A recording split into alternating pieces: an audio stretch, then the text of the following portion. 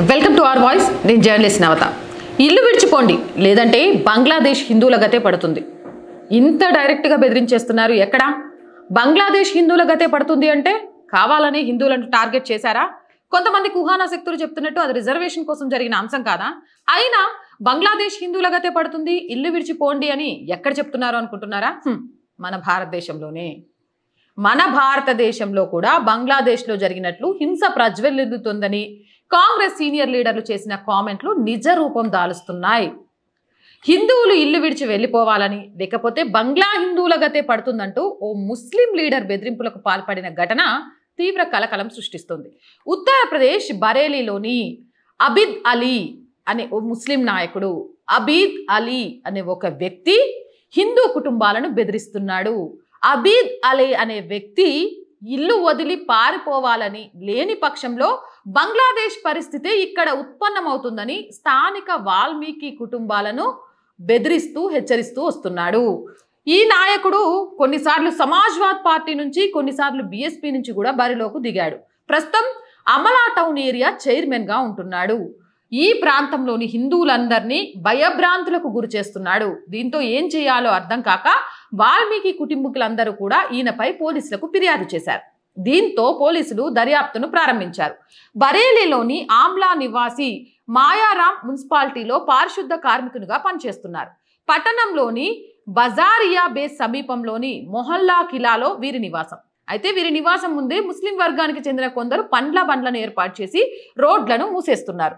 వాటిని తొలగించాలని మాయారాం అనే వ్యక్తి మున్సిపాలిటీకి ఫిర్యాదు చేశాడు.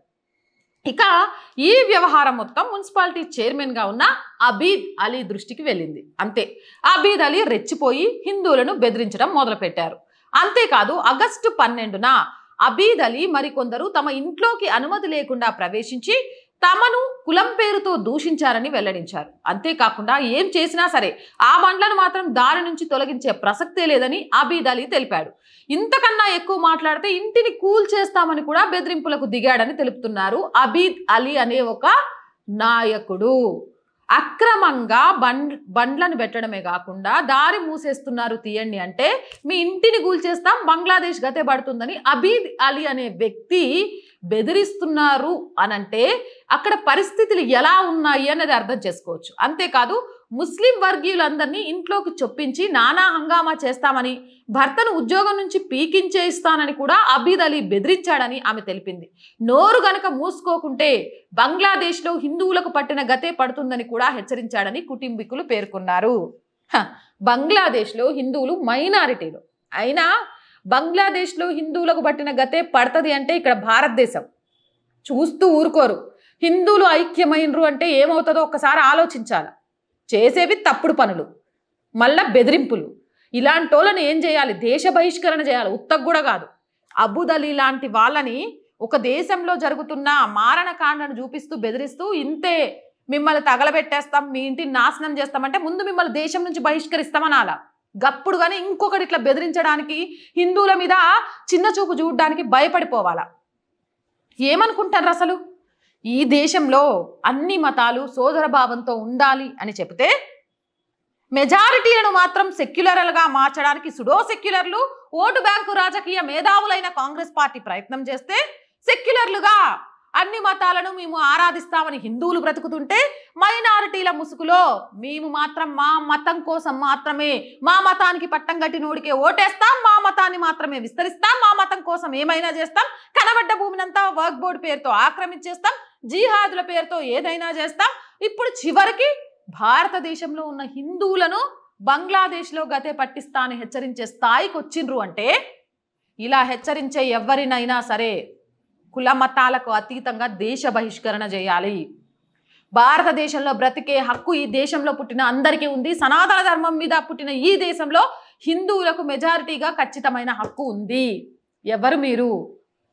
బంగ్లాదేశ్లో పట్టిన గతే పడుతుంది, లేకపోతే అక్కడ వాళ్ళని చేసినట్టు ఇక్కడ మిమ్మల్ని కూడా చేయాలి. ఏం చేస్తారు సాధించి? ఒక్కళ్ళను మీరు అంతం చేయాలని చూస్తే 100 మంది పుట్టుకొస్తారు. ఐక్యత కనిపించట్లేదు హిందువుల్లో అని మీరు ఫీల్ అవుతున్నారు. కానీ ఎక్కడైనా తేడా వచ్చి ఐక్యత మొదలయ్యింది అనుకో, ఆ తర్వాత దాన్ని ఎవ్వరు కూడా ఆపలేరు. 100 తప్పుల దాకే చూసిండు శ్రీకృష్ణుడు.